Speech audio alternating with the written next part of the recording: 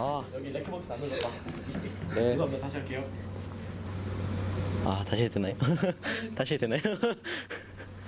저는 대명중학교의 대표로 있는 신대철이라고 합니다. 대표로서요. 애들 이제 촬영하는 것도 도와주고 대본 쓰는 것도 도와주고 그러고 있어요. SCB인 거죠? 네. 아, 이게 바로 계란으로 바위치기인가 떠올랐고요. 뭔가 도박에 성공한 느낌이었어요. 끼니를 걸으면서까지 대회 준비를 하는 것이 제일 힘들었습니다. 저희 팀을 담당해주시는 저희 학교 성현쌤과 그리고 전준영 강사님께 너무 감사드립니다. 강사님, 전 처음에는 무서웠는데 저희 잘 해주셔서 너무 감사합니다. 쌤, 만약에 나중에 대심이 들어오게 되면은 들어오고 싶은데 만약에 들어오게 되면은 밥 사주세요. 버스 배차 문제랑요. 버스의 이제 차유지에 관한 문제 그런 식으로 준비했습니다. 와야 되는데 안 오고 그런 거에 대한 불편함을 느꼈어요. 아무래도 시민들을 직접 만나고 인터뷰를 해보면서 직접 그 얘기를 들어보는 게 가장 기억에 남습니다. 팀워크를 소중한 가치로 여기자, 최고의 가치로 여기자. 사랑한다 얘들아. 긴 시간 동안 고생해줘서 고맙고 다음에도 나왔으면 좋겠습니다. 파이팅! 파이팅! 파이팅! 안녕하세요. 저는 충남 보령시에 있는 대명중학교에서 근무하고 있는 교사 김성열입니다. 안녕하세요. 누군가에게 항상 기다려왔던 기회였던 것 같아요. 이번 대회는 저희는 그 기회를 기다리고 있었고 하늘에서 이 기회를 주셨기 때문에 저희가 참가를 할 수 있었고 저희는 이 소명을 다하고 있다는 생각밖에 없습니다. 여태까지 우리가 해왔던 이 기억과 그리고 앞으로의 열정 그리고 우리가 함께 했었던 이 기억들이 아이들의 인생에 있어서 많은 도움이 되길 바라고 있습니다. 자, DMBS 너희들은 최고야. 여태까지 최고였고 앞으로도 최고이고 지금도 최고야. DMBS 화이팅! DMBS 여러분, 청류경 본선대 진출을 축하합니다.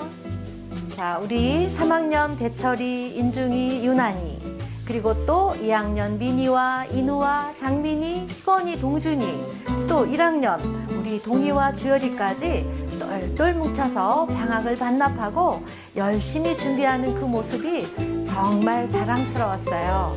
우리 DMBS는 중앙시장 방송에서 토요일마다 열심히 봉사 방송한 그 저력이 있잖아요. 그 실력이 어디 가겠어요. 이번 본선 대회에 여러분의 이 시장 방송에서의 봉사활동 내공이 마음껏 펼쳐지리라 생각됩니다. 여러분의 끼를 마음껏 발산해 주시고요. 그리고 이 대회를 즐겨주시기 바랍니다. 즐기는 자를 이길 자는 없다고 하잖아요. 마음껏 청류경 즐깁시다. DMBS 화이팅!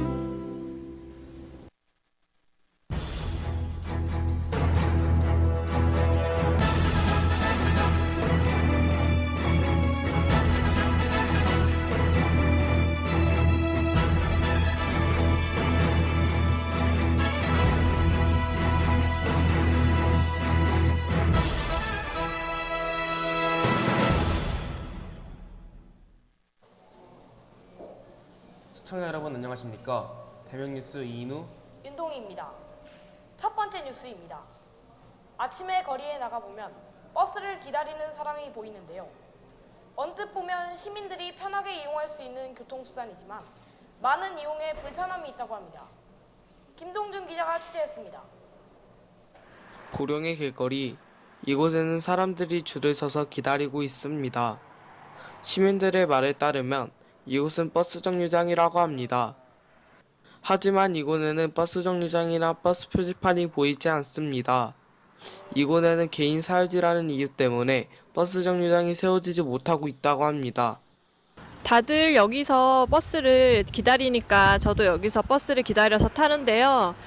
버스 정류장이 아는 데서 버스를 기다리다 보니까 버스가 오는지 안 오는지 확인이 안 돼서 힘들 때가 많습니다. 민법 제741조에 의거한 95타 39946 부당이익금에 관한 판례에 의하면 사유지에 버스 정류장을 세우기 위해서는 땅 주인에게 승낙을 받아야 합니다. 하지만 이런 사정을 알 수 없는 일반 시민들은 당장 불편함을 버스 회사에게 호소할 수밖에 없습니다. 우리는 취재 중 이 사실을 알고 있는지 궁금하여 담당 시청 공무원에게 전화로 물어 이 문제에 대해 물어보았습니다. 네, 땅 주인이 그 사용 승낙을 해주면은 설치를 할 수 있고 그러지 않으면 제대로 임의적으로 개인 땅에 설치를 할 수가 없어요. 이처럼 단순히 버스 회사의 문제가 아닌 시청과 사유지의 주인 그리고 버스를 운행하는 버스 회사의 입장이 다르기 때문에 생긴 문제입니다. 대중교통을 이용하는 시민들은 이 사실을 알 수 없어 해결이 없는 혼란만 겪고 있습니다. 사유지에 버스 정류장을 설치하는 문제는 시민들의 편리와 대중교통을 이용하기 위해서라도 고쳐질 필요가 있습니다. 이 문제 해결을 위해 시청은 버스 회사와 사유지 땅 주인과의 긴밀한 협조가 필요할 것으로 보입니다. 이상 대목뉴스 김동준 기자였습니다. 두 번째 뉴스입니다. 보령시 시내버스 안내 사이트에 들어가면 버스 배차 정보가 나와 있는데요. 도움을 주어야 할 정보들이 오히려 혼란을 가져온다고 합니다. 김희관 기자가 취재했습니다. 이곳은 보령의 한 버스 정류장입니다. 제가 이곳에서 직접 버스를 기다려 보도록 하겠습니다. 왜 버스가 오지 않는지 시내버스 회사에 전화를 걸어보도록 하겠습니다. 거기 지금 1시간에 한 대밖에 안 다녀요. 왜냐면 거기가 차가 1시간에 한 대씩 있기 때문에 뺄 수가 없어요. 빠질 수가 없어요. 시내버스 회사에서는 이 정류장의 버스가 1시간에 한 대씩 온다고 하였지만 시내버스 안내 사이트에 의하면 하루에 버스가 3대가 온다고 등록되어 있습니다. 정말 이 말이 사실인지 다음 날에도 버스를 기다려 보도록 하겠습니다. 하지만 또 버스가 제 시간에 오지 않아 시내버스 회사 측에 연락을 해보았습니다.